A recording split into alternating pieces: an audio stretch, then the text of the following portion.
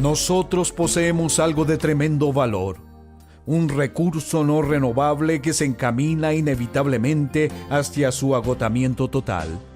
Este recurso es el tiempo. Para algunos de nosotros, la vida será larga. Para otros, la vida será sorprendentemente corta. Si usted llega a mi edad, se preguntará ¿a dónde se ha ido el tiempo? Hace algunos años, en una universidad en la que estaba dictando una conferencia, un estudiante me preguntó, ¿cuál es la sorpresa más grande de su vida? Yo respondí, la sorpresa más grande de mi vida es la brevedad de la vida. Jamás soñé que la vida sería tan corta. Parece que fue ayer que estaba en la escuela. Quiero que considere su vida y cómo la invertirá. Primero, el tiempo es nuestro capital de inversión. Leí un artículo de una revista que decía, el tiempo es todo lo que tenemos. El tiempo es el medio en el que vivimos. Nuestra alternativa es usarlo o perderlo, invertirlo o dejar que se escape como arena entre los dedos. Dios espera que nosotros usemos de manera provechosa lo que tenemos, lo que Él nos ha dado, ya sea dinero, tiempo o talento. Él ha prometido su auditoría personal cuando nuestra vida termine. Segundo, el tiempo es un patrono que no discrimina. Cada ser humano tiene el mismo número de horas y minutos cada día. 1440 minutos cada día. Eso suma 168 horas a la semana. La Biblia indica que nuestro tiempo promedio establecido de vida en la tierra puede ser 70 años o posiblemente hasta 80. El salmista continúa y dice, enséñanos a contar bien nuestros días para que nuestra mente alcance sabiduría. Pensemos sobre eso un momento, los números en la duración de una vida. Parte de nuestra vida se gasta durmiendo, comiendo, formando la familia y las relaciones sociales, trabajando en nuestros empleos, calculando nuestro impuesto a la renta. Los ricos no pueden comprar más horas en un día que el resto de nosotros. Todo el dinero del mundo no puede comprar una hora. Los científicos no pueden inventar nuevos minutos. Cada día tenemos 86.400 segundos para invertir. El tiempo no permite ni saldos ni sobregiros. Si no usamos los depósitos de cada día, nuestra pérdida no puede recuperarse. No podemos acumular tiempo para poder gastarlo otro día. El apóstol Pablo dijo que necesitamos redimir el tiempo porque los días son malos. Redimir es una palabra que significa volver a comprar. Redimir el tiempo quiere decir aprovechar bien cada oportunidad. Nuestra tendencia natural es contar los días. Dios nos dice que hagamos que cada día cuente. Podemos tener solo unas pocas horas de vida restante. Piénselo, necesitamos apropiarnos de cada hora. El tiempo es el capital que Dios nos ha entregado para invertir sabiamente. Entonces la pregunta es, ¿dónde lo invierte usted? Dios nos llama a invertir nuestro capital en tiempo, nuestra vida misma, primordialmente en la gente, no en proyectos ni en posesiones. Dios invirtió su único Hijo en nosotros, pecadores, no porque fuéramos prospectos de primera clase con buena ganancia para Dios, sino porque su corazón estaba rebosante de amor. Él entregó a su Hijo para morir en la cruz por nuestros pecados. Si le es difícil recordar tanta información, recuerde tan solo esto: Dios le ama. Dios tiene una clase especial de amor que nosotros no tenemos, a menos que conozcamos a Cristo. Esa es la razón por la que no podemos conseguir que diversos grupos étnicos y otros grupos trabajen juntos. Nuestros corazones no tienen ese amor ágape que solo Dios puede dar. Solo Dios puede resolver los problemas que se arman alrededor del mundo. Si el mundo no vuelve a Dios, el tiempo en esta tierra puede ser mucho más limitado de lo que pensamos. La falta de amor en el mundo es evidente. Vemos odio y guerra civil en muchas regiones del mundo. Hay peleas en las calles por todos lados. Usted puede decir, ojalá supiera lo que Dios quiere que yo haga. Ojalá supiera qué dirección debe tomar mi vida. Todos nosotros luchamos por descubrir la guía de Dios en asuntos específicos que nos preocupan. Cuando era joven, no estaba seguro de lo que iba a hacer. Sabía que no quería ser un sepulturero y sabía que, con toda seguridad, no quería ser un clérigo. Supongo que había escuchado demasiados sermones secos. Pero una noche, Dios habló a mi corazón. Era como la medianoche. La luna llena estaba sobre mí. Se veía hermosa. Dios me había estado hablando varios días, varias semanas. Caí de rodillas y con lágrimas rodando por mis mejillas le dije: «Oh Dios, iré a donde tú quieras que vaya. Seré lo que tú quieras que sea». Y desde ese momento en adelante he sentido la guía y la dirección de Dios en mi vida. Y yo le doy a Él todo el crédito y toda la gloria por cualquier cosa realizada en mí. Pero por los errores que yo he cometido, que son muchos, me responsabilizo. Ante todo, la voluntad de Dios para nosotros es que le amemos con todo nuestro corazón, con toda nuestra alma y con todas nuestras fuerzas. La voluntad de Dios para nosotros es que vivamos vidas santas. Eso es difícil en estos días porque la irrupción de la comunicación masiva, incluida la Internet, trae a nuestras mentes y corazones cosas que nunca soñamos. Tenemos que comportarnos como Jesús. Él es nuestro ejemplo. Debemos seguirle. Él vivió y murió por otros, por usted, por mí. Jesús dijo a sus discípulos: «No amontonen riquezas aquí en la tierra. Más bien amontonen riquezas en el cielo». Invierta todo lo que tenga en el cielo. ¿Cuáles son esas riquezas o inversiones? Bueno, podrían ser las personas que necesitan conocer a Dios en cualquier parte del mundo o junto a su casa. Hay tanto que un cristiano puede hacer hoy en día. Si usted es un cristiano dedicado, el mundo entero está abierto de par en par. Hay abundantes tareas para usted. Tiene trabajo que hacer si es fiel en testificar de Él. Haga ese compromiso de amar a Dios y a su prójimo aquí y ahora. Voy a pedirle que lo haga hoy. Puede ser que no tenga el día de mañana. Ninguno de nosotros a ninguna edad tiene una pista de qué tan largo va a vivir. Por eso es que la Biblia dice: ahora es el momento oportuno, ahora es el día de salvación. No podemos contar nuestros días, pero podemos hacer que nuestros días cuenten. Podemos invertir cualquier tiempo que tengamos por una ganancia de alto rendimiento en las vidas de las personas a las que presentemos a Cristo. Esa es una de nuestras tareas. Ahora mismo puede decidir invertir su vida de tal manera que un día escuche a Dios decirle: «Muy bien, eres un empleado bueno y fiel. Entra y alégrate conmigo». La muerte no representa ningún temor para mí. Yo voy al cielo y lo sé, no porque haya hecho algo bueno, ni porque haya leído la Biblia o predicado a grandes multitudes. Voy al cielo por lo que Jesucristo hizo en la cruz y lo que Dios hizo al levantarle de los muertos. Me he arrepentido de mis pecados y he recibido a Cristo por fe. Eso es lo que Él me dijo que hiciera. ¿Va simplemente a gastar su vida o va a invertirla?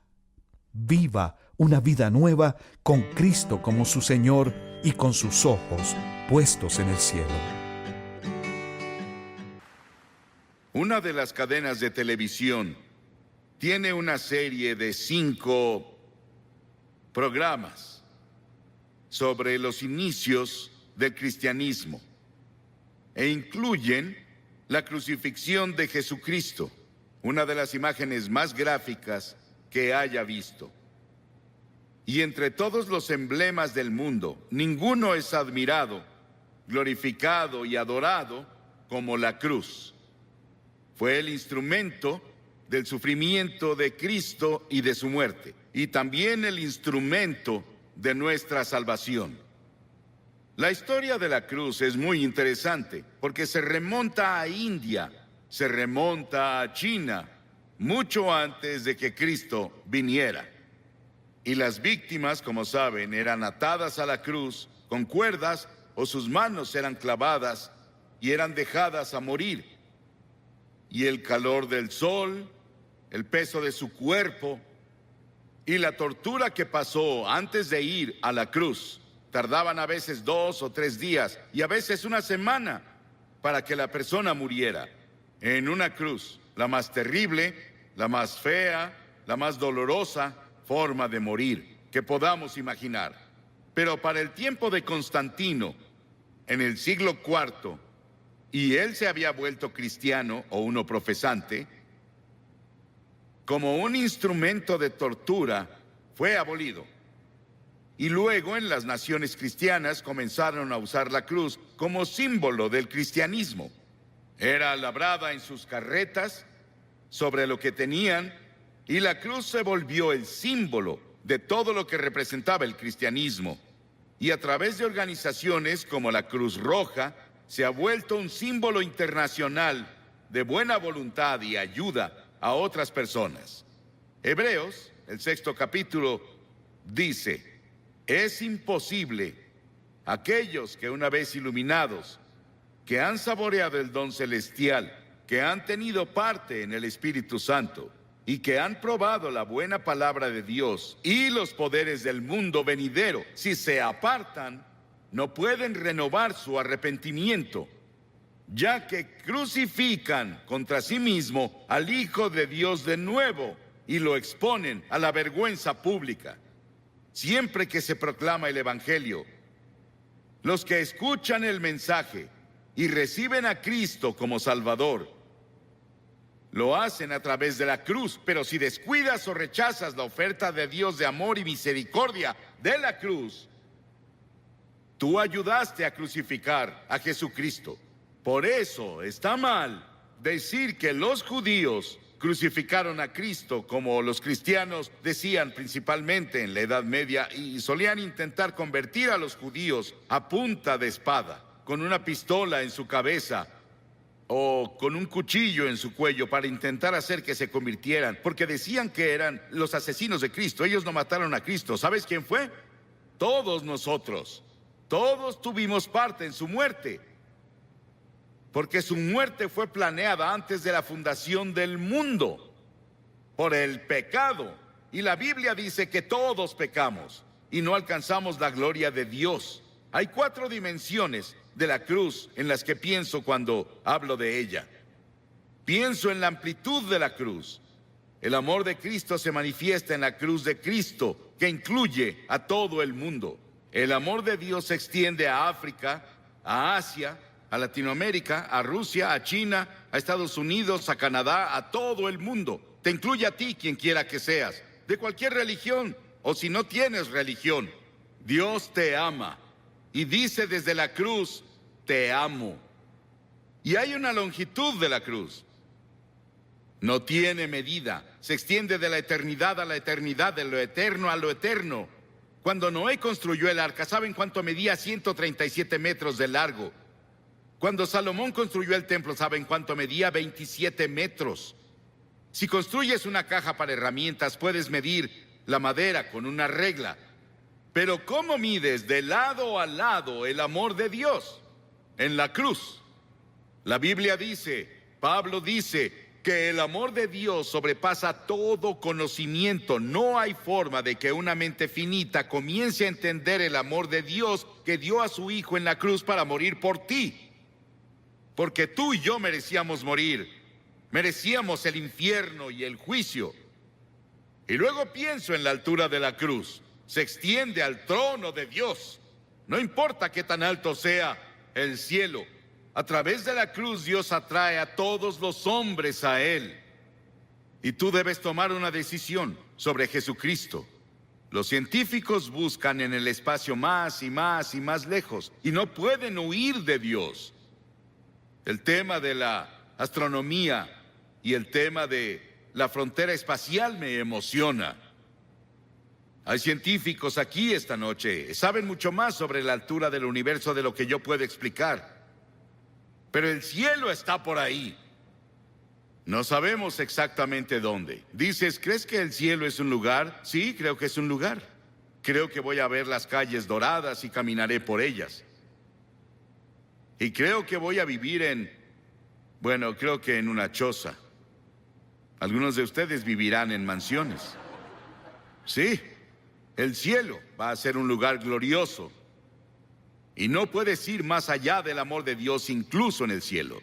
Y en lo profundo del amor de Dios, en la cruz, puedes caer en el pozo sin fondo del pecado y la degradación. Y puedes vivir como un animal. Puedes ser un asesino. Puedes ser un violador. Puedes ser lo que sea. Pero no puedes ir más allá del amor de Dios. La cruz cubre hasta las mismas puertas del infierno. Qué tan profundo es. Hay personas hoy que intentan ver qué tan profundo pueden ir al corazón de la tierra. Y qué tan profundo es el espacio. No pueden escapar de Dios. Porque mientras estudiamos las profundidades de la energía, buscamos la unidad. Es una de las razones por las que estudian eso en Illinois. La Biblia dice que profundas son las riquezas de la sabiduría y del conocimiento de Dios. Atrae a cada pecador a la exaltada altura del cielo. Pero yo, cuando sea levantado de la tierra, atraeré a todos a mí mismo, dijo Jesús. Piensa en la cruz por un momento y en su sufrimiento, por ti y por mí. Dice que Jesús soportó 5 heridas básicas, que los médicos definen como: primera, contusión, cuando lo golpearon en la cabeza y lo torturaron y le pusieron la corona de espinas por ti. Laceración, le descubrieron la espalda y con látigos de cuero largos con ganchos de acero en la punta lo golpearon hasta que sangraba, de pies a cabeza. Era el método romano, torturaban a los prisioneros antes de llevarlos a la cruz. Luego hubo penetración, cuando le enterraron la corona de espinas en la frente y su cabeza sangró. Hubo una perforación cuando clavaron los clavos en sus manos y pies. Hubo una incisión cuando le pusieron la lanza en el costado. Ese sufrimiento, esos clavos en sus manos y pies, los pusimos tú y yo, y todas las personas del mundo, porque todos tuvimos parte en la muerte de Cristo, por nuestros pecados. Nuestros pecados lo pusieron en la cruz, y tú participaste. Tal vez estás viendo por televisión en algún lugar, y te gustaría venir a la cruz esta noche y encontrar el amor de Dios, y el perdón de Dios, y el toque de Dios en tu vida. Y luego quiero que vayamos a la cruz desde otro punto de vista. Quiero que veamos las frases de Cristo desde la cruz. En general oímos un sermón así un Viernes Santo y eso es todo. Pero la mayoría no vamos a la iglesia el Viernes Santo y nunca lo oímos.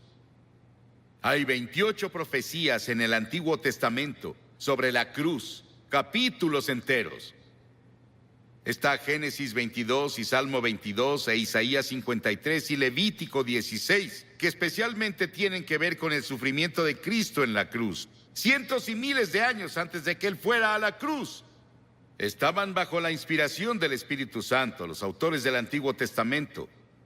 Y los primeros vienen del Salmo 22. Jesús estaba citando las Escrituras cuando dijo: Dios mío, ¿por qué me has abandonado? Es una cita del Salmo 22, pero luego vas un poco más lejos y verás por qué lo dijo. Porque las Escrituras dicen: tú eres santo. Nunca entenderás el Antiguo Testamento con todos sus sacrificios de sangre. Nunca entenderás la Biblia. Nunca entenderás la muerte de Cristo en la cruz hasta que entiendas que Dios es santo y justo y puro y que no puede ni siquiera ver el mal.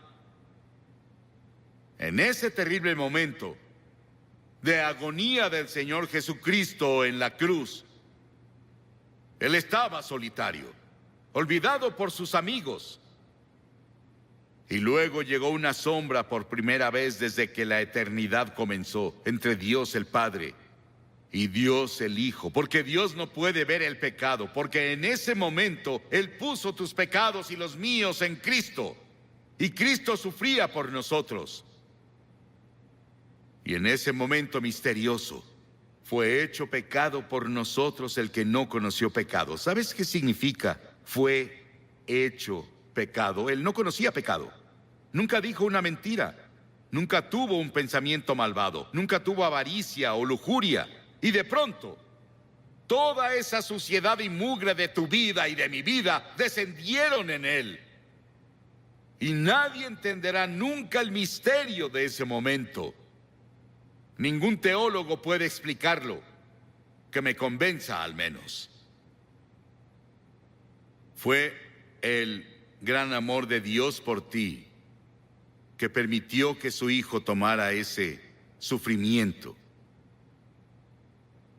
Y la segunda cosa de la cruz que oímos es cuando Él dijo, tengo sed. Y ese es el cumplimiento del Salmo 69, 21. Y cuando dijo, tengo sed, le dieron vinagre a beber, mezclado con hiel, y cuando él lo probó, no lo bebió. Lo probó, como leemos en Juan, en otro de los evangelios, pero él no lo tomó. ¿Por qué? Porque hubiera sido un sedante. Le hubiera quitado algo del sufrimiento.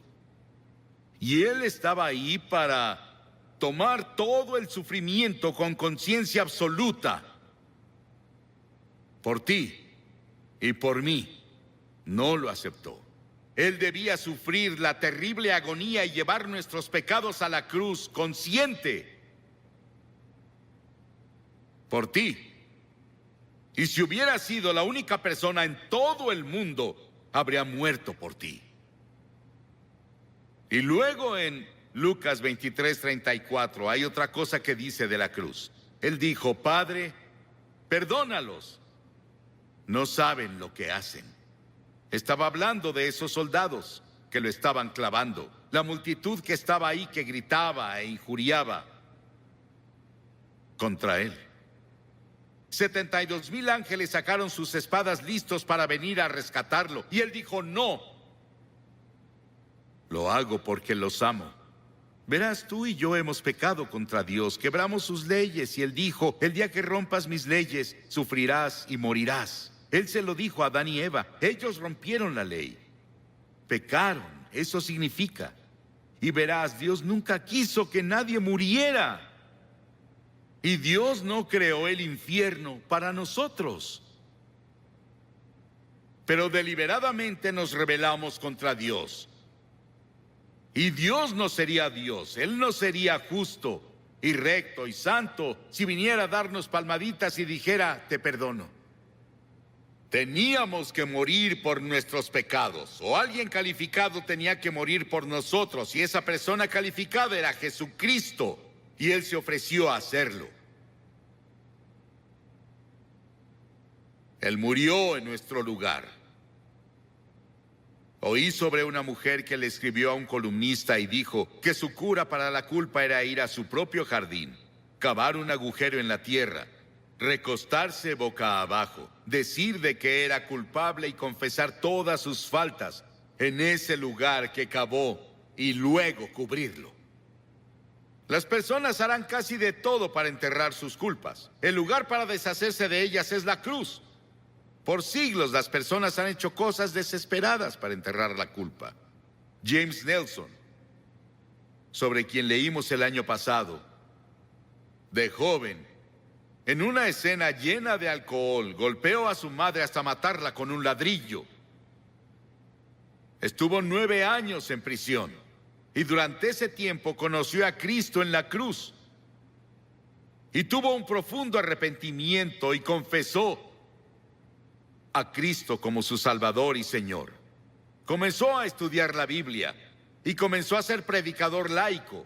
Y el año pasado fue ordenado en la Iglesia de Escocia como ministro presbiteriano.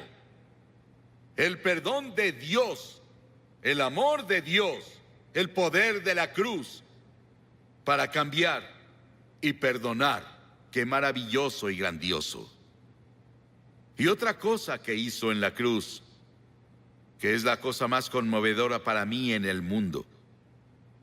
Ahí parada ante la cruz, su madre. Y él miró a Juan, uno de sus discípulos, y le dijo, Juan, mira a esta mujer.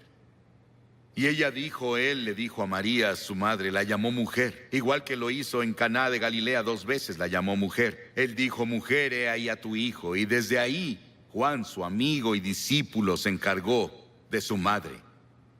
Hay un grupo de rock en Inglaterra llamado The Cure. Jesucristo en la cruz fue esa cura para todas nuestras propias relaciones cortadas y enfermas. Todos los problemas sociales, las personas oprimidas del mundo sienten el impacto de su muerte en la cruz. Y hubo otra declaración en la cruz. Él dijo, consumado es, terminé. ¿A qué se refería? En Juan 17 él dijo, he terminado el trabajo que me diste a hacer. Dios le dio un trabajo a hacer y el trabajo era morir en la cruz. Para esto he nacido, dijo él, vino a morir. Es el único hombre que vino para morir. Para eso vino. Nos preguntamos por qué él no alimentó a todos y no curó a todos. Pudo hacerlo. Eso habría sanado cuerpos y alimentado personas hambrientas, y él lo hizo por compasión, pero su trabajo era la cruz. Y por eso la cruz es tan importante, porque ahí enfrentas la eternidad. Verás, el cuerpo irá a la tumba, pero tu alma, tu espíritu, que es parte de ti, vive para siempre y vive dentro de tu cuerpo, seguirá vivo y vivo y vivo. ¿Dónde vas a pasar la eternidad? ¿En el cielo o el infierno? Se decidirá por la cruz lo que haces con la cruz. Porque desde la cruz Él te pide que te arrepientas de tus pecados y lo recibas como Señor y Salvador. Sí, fue consumado. Y luego dijo algo más. En Lucas 23, y cuando Jesús había clamado en voz alta, dijo, Padre, en tus manos encomiendo mi espíritu. He visto a personas morir, bastantes personas morir. Oigo su estertor de muerte en su garganta, pero no hubo estertor de muerte en la garganta de Jesús. No le quitaron la vida a él la entregó voluntariamente y dijo en voz alta, noten que es voz alta, dijo, te encomiendo mi espíritu. En tus manos, Señor, encomiendo mi espíritu. Él entregó su espíritu a Dios el Padre. Y al decir esto, Él nos otorgó a cada uno de nosotros la posibilidad del regalo de la vida eterna. Puedes tener vida eterna esta noche. Estábamos perdidos, confundidos, sin un propósito ni significado en la vida, sin seguridad de una vida futura. Y Jesús desde la cruz nos alcanzó por la muerte y nos rescató. Y le decimos hoy, Señor y Salvador. ¿Estás seguro de que Él es tu Señor y tu Salvador?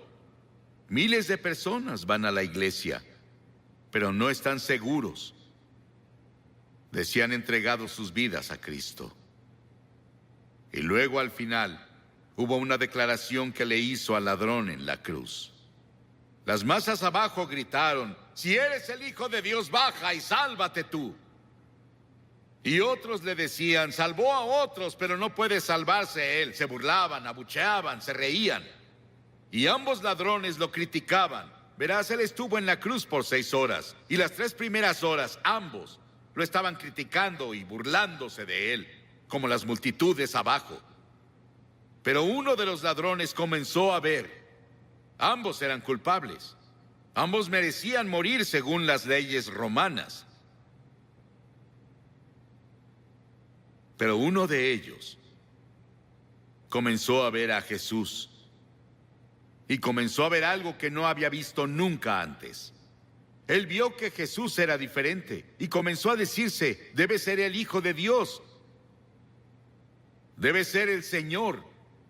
Y reprendió al otro ladrón diciendo, ¿no temes a Dios? Nosotros merecemos estar aquí, pero él no ha hecho nada malo.